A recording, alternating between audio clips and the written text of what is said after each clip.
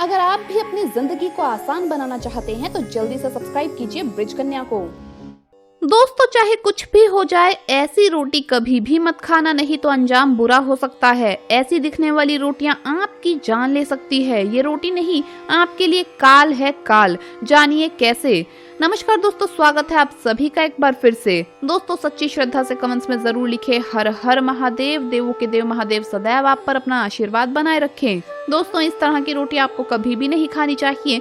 Number 1, खाने की थाली में 3 रोटियां कभी मत परोसना, क्योंकि 3 तिगाड़ा काम बिगाड़ा ये आपने बचपन में तो जरूर सुना होगा, लेकिन खाने की जब बात आती है तो ये बात बिल्कुल सत्य है। वैसे आपने अक्सर देखा होगा कि आमतौर पर खाना खाते समय कई बार हम अपनी थाली में एक साथ 2 या 3 रोटियां रख लेते हैं, मगर क्या आप जानते हैं कि थाली में एक साथ 3 रोटियां रखना अशुभ माना जाता है। गौरतलब है कि गलती से भी कभी भी किसी की थाली में एक साथ 3 रोटियां कभी भी नहीं रखनी चाहिए। हालांकि अगर कभी किसी को एक साथ 3 रोटियां देने की जरूरत पड़े भी तो तीसरी रोटी को 2 टुकड़ों में बांट दें, जिससे रोटियों की संख्या भी बढ़ जाएगी। वैसे आप भी सोच रहे होंगे कि आखिर थाली में 3 रोटियां रखना अशुभ क्यों माना जाता है, तो चलिए आपको इसके बारे में विस्तार से बताते हैं। लेकिन उससे पहले आपसे रिक्वेस्ट है कि वीडियो को लाइक करें, अपने दोस्तों के साथ शेयर करें, और अगर आपने अभी तक चैनल को सब्सक्राइब नहीं किया तो सब्सक्राइब करके बेल आइकन जरूर प्रेस कर लें।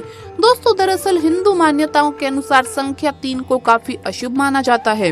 यही वजह है कि कोई भी शुभ काम करते समय इस संख्या का खास ध्यान रखा जाता है। आपकी जानकारी के लिए बता दें कि किसी भी शुभ कार्य या धार्मिक कार्य के लिए 3 वस्तुओं को शामिल नहीं किया जाता।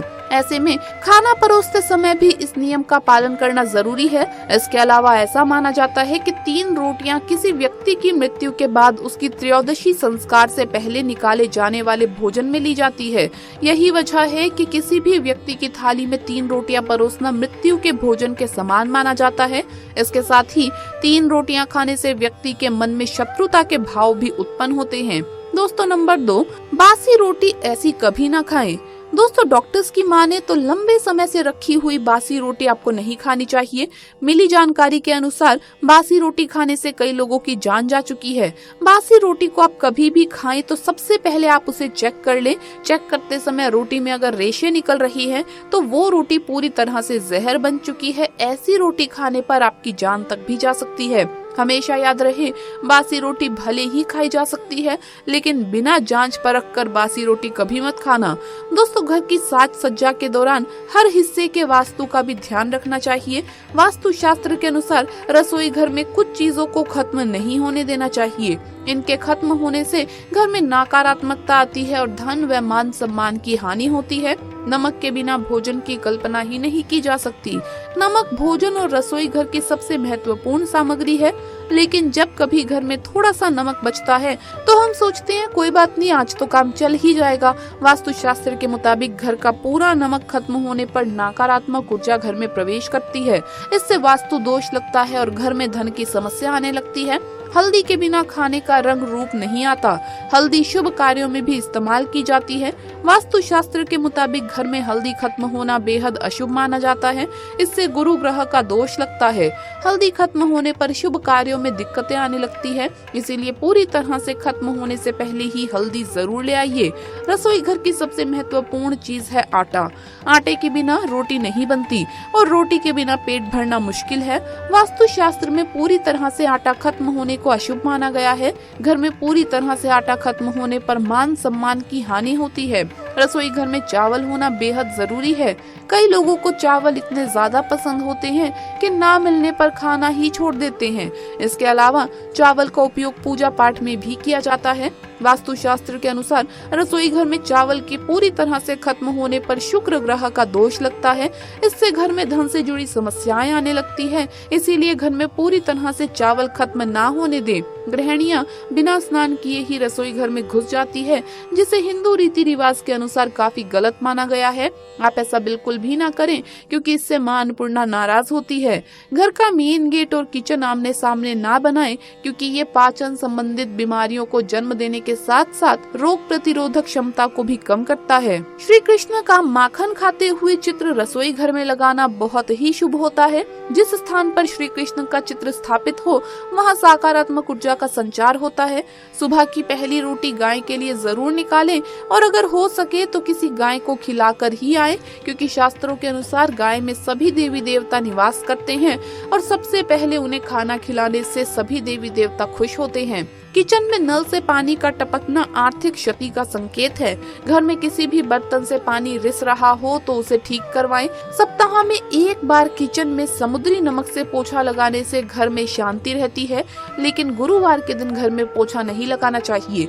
घर की सारी नकारात्मक ऊर्जा इससे समाप्त होकर घर में झगड़े भी नहीं होते और लक्ष्मी जी का वास स्थायी रूप से रहता है। तवा हर घर में होता है और इसका महत्व केवल खाना बनाने तक ही नहीं है, बल्कि वास्तु नियमों के अनुसार ये धन कारक भी है। अगर तवा घर में सही विधि और नियमों के अनुसार रखा जाए तो वो बहुत ही शुभ फल देता है। ठीक इसके विपरीत अगर तवे को रखने में वास्तु नियमों की अवहेलना की जाए तो वो घर में बहुत सारी परेशानियों का कारण बन जाता है। वास्तु के अनुसार तवे का बहुत महत्व है, लेकिन तभी जब ये किसी खास जगह पर किसी खास तरीके से रखा जाए। तो आइए आपको बताते हैं कि वास्तु के अनुसार तवा रखने का क्या नियम है। तवा और कढ़ाई राहु का प्रतिनिधित्व करते हैं और इसीलिए इन दोनों ही चीजों की साफ सफाई और रख रखाव पर विशेष ध्यान देना चाहिए। रसोई में अगर तवा रोटी बनाने के बाद ऐसे ही छोड़ दिया जाए तो इससे घर के मुखिया या पति की सेहत खराब होती है। इसीलिए याद रहे, जब भी तवा या कढ़ाई आप प्रयोग करें उसे अच्छे से धोकर सुखा कर रखें। सुबह जब भी पहली बार तवे को गैस पर रखें तो उस पर नमक डाल दें।